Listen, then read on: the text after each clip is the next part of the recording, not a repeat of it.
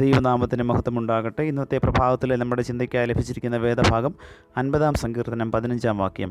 കഷ്ടകാലത്ത് എന്നെ വിളിച്ചപേക്ഷിക്കുക, ഞാൻ നിന്നെ വിടുവിക്കുകയും നീ എന്നെ മഹത്വപ്പെടുത്തുകയും ചെയ്യും. ജോർജ് എന്ന പേരായ ഒരു ക്രിസ്തീയ യുവാവിന് മറ്റുള്ളവരുടെ ആത്മാക്കളെക്കുറിച്ച് യഥാർത്ഥമായ താല്പര്യമുണ്ടായിരുന്നു.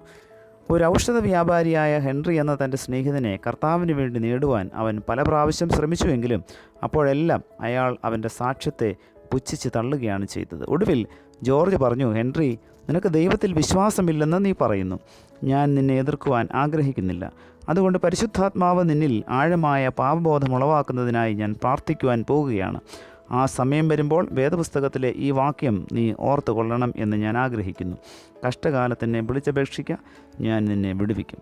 ഒരു സായാഹ്നത്തിൽ ഹെൻറി തൻ്റെ ഷോപ്പിലിരിക്കുമ്പോൾ ഒരു പെൺകുട്ടി രോഗിയായ അവളുടെ മാതാവിന് മരുന്ന് വാങ്ങുവാനായി കടയിലേക്ക് കടന്നു ചെന്നു. ഹെൻറി ദ്രുതഗതിയിൽ ചില മരുന്നുകളെല്ലാം കൂട്ടിക്കലർത്തി ഒരു കുപ്പിയിലാക്കി അവൾക്ക് കൊടുത്തു. അവൾ അതെടുത്തുകൊണ്ട് അതിവേഗത്തിൽ ഓടി. എന്നാൽ അയാൾ മരുന്ന് കുപ്പികൾ യഥാസ്ഥാനങ്ങളിൽ തിരികെ വയ്ക്കുമ്പോൾ ഭയങ്കര വിഷമുള്ള ഒരു മരുന്ന് കൂടെ താൻ ഉപയോഗിച്ചു എന്ന് മനസ്സിലാക്കി അന്താളിച്ചു. അയാൾക്ക് ആ പെൺകുട്ടിയോ അവൾ താമസിക്കുന്ന സ്ഥലമോ അറിഞ്ഞുകൂടായിരുന്നു. ഒരുപക്ഷേ ആ മാതാവ് മിനിറ്റുകൾക്കുള്ളിൽ ആ വിഷം കലർന്ന മരുന്ന് കുടിക്കുകയായിരിക്കുമല്ലോ. അയാൾ ആകെ വിയർത്ത് തളർന്നു. തൻ്റെ ബുദ്ധിയും മനസ്സാന്നിധ്യവുമെല്ലാം പൂർണ്ണമായും തന്നെ കൈവെടിഞ്ഞു എന്ന് തോന്നിയതായ ആ സന്ദർഭത്തിൽ സ്നേഹിതൻ പറഞ്ഞ വേദവാക്യം അയാൾ ഓർത്തു. കഷ്ടകാലത്തെന്നെ വിളിച്ചപേക്ഷിക്കുക, ഞാൻ നിന്നെ വിടുവിക്കുകയും നീ എന്നെ മഹത്വപ്പെടുത്തുകയും ചെയ്യും. അയാൾ തൻ്റെ ആത്മരക്ഷയ്ക്ക് വേണ്ടി പ്രാർത്ഥിക്കുവാൻ തുടങ്ങി. ആ പ്രതിസന്ധിയിൽ തന്നെ സഹായിക്കണമെന്ന് അയാൾ ദൈവത്തോട് യാചിച്ചു. പെട്ടെന്ന് ആ പെൺകുട്ടി കരഞ്ഞുകൊണ്ട് മെഡിക്കൽ ഷോപ്പിലേക്ക് കയറി വന്നു. ഞാൻ വളരെ വേഗത്തിൽ ഓടിയതിനാൽ മറിഞ്ഞു വീണ് കുപ്പി ഉടഞ്ഞുപോയി എന്ന് പറഞ്ഞ് നിലവിളിച്ചു. വളരെ ആശ്വാസത്തോടെ അയാൾ ശരിയായ മരുന്നുകൾ കലർത്തി അവൾക്ക് കൊടുത്തു. ആ അനുഭവത്തിൽ കൂടെ അയാൾ രക്ഷകനെ കണ്ടെത്തി.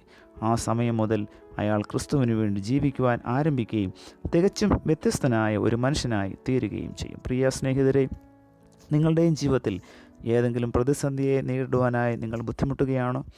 എന്നാൽ ഈ പ്രഭാതത്തിൽ കർത്താവ് നിങ്ങളെയും വിളിക്കുകയാണ്. രക്ഷയ്ക്കും സഹായത്തിനുമായി കർത്താവിലേക്ക് തിരിയുവാനായിട്ടുള്ള ഒരു ആഹ്വാനമാണ് ഇന്നത്തെ വചനത്തിലൂടെയും ഇന്നത്തെ ആമുഖ കഥയിലൂടെയും കർത്താവ് നമുക്ക് നൽകുന്നത്. ഈ വചനങ്ങളാൽ ദൈവം നമ്മെ ഏവരെയും അനുഗ്രഹിക്കുമാറാകട്ടെ. പ്രാർത്ഥിക്കാം. ഞങ്ങളെ സ്നേഹിക്കുന്ന ദൈവമേ, സ്വർഗ്ഗസ്ഥ പിതാവേ, അനുഗ്രഹീതമായ പുതിയ ദിവസത്തിൻ്റെ പ്രഭാതത്തിനായി നന്ദിയോടെ സ്തോത്രം ചെയ്യുന്നു. വചനത്തിലൂടെ നീ ഞങ്ങളോട് അവിടുന്ന് സംസാരിച്ചല്ലോ. ഞങ്ങൾ അഭിമുഖീകരിക്കുന്ന പ്രതിസന്ധികളിൽ പകച്ചു നിൽക്കാതെ ദൈവമുഖത്തേക്ക് നോക്കി ഞങ്ങളുടെ പ്രതിസന്ധികളെ സധൈര്യം നേരിടുവാൻ തക്കവണ്ണം ഞങ്ങളെ അവിടുന്ന് സഹായിക്കണമേ.